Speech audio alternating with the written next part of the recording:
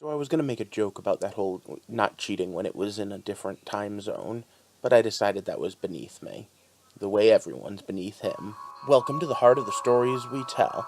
My name is Rob, and tonight I will be reviewing The Magicians, Episode 4. And oh boy, they are really going out of their way to make messed up ideas and messed up episodes. Tonight was no different. And like every other night, I need to start this off with, well, yeah, crazy stuff warning. So once again, it's stop. Spoiler time. We pick up with a messed up kingdom that's down to only having 3 royalty because the 4th one died last week when she totally awesomed out and killed the beast by becoming pure energy and then ripping out his... I don't even know how to describe it. But alright, so the show goes into high gear on a regular basis and has been spending a lot of time talking about the pros and cons of getting what you want. And the idea of, hey, I'm in this fantasy world and I get to be the fantasy king should be awesome. But it sucks, because in the real world it would suck. Because in the real world being king would not be something that would be easy or would come easy. It would come with a lot of problems.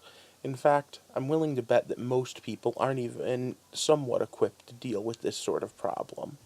And isn't that exactly what the magician's tagline is? Magic that can solve everything except the problems you have.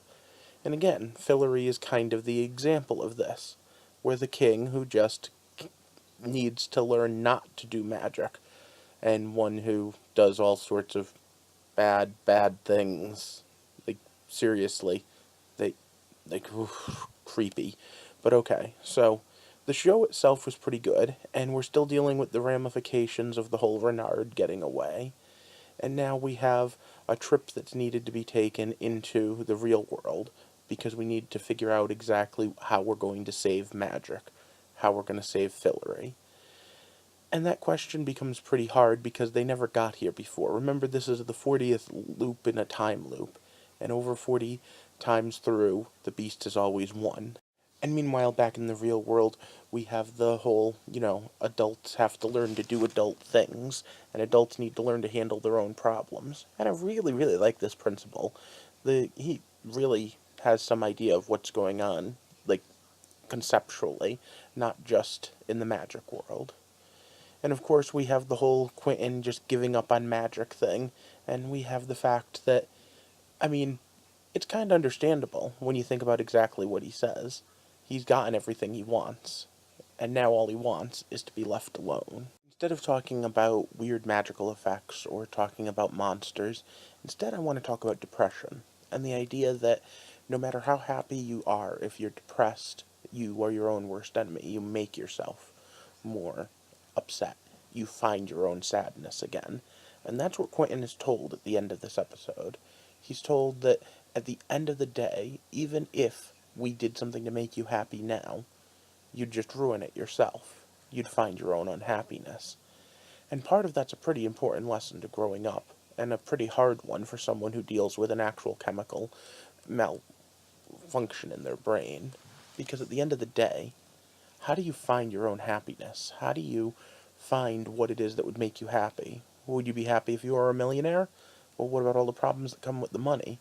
Would you be happy if you were a big-time musician and a rock star? Probably temporarily, but would you be able to trust everyone around you? Would you make all the mistakes that all the musicians make? If you found out magic were real, would you be happy?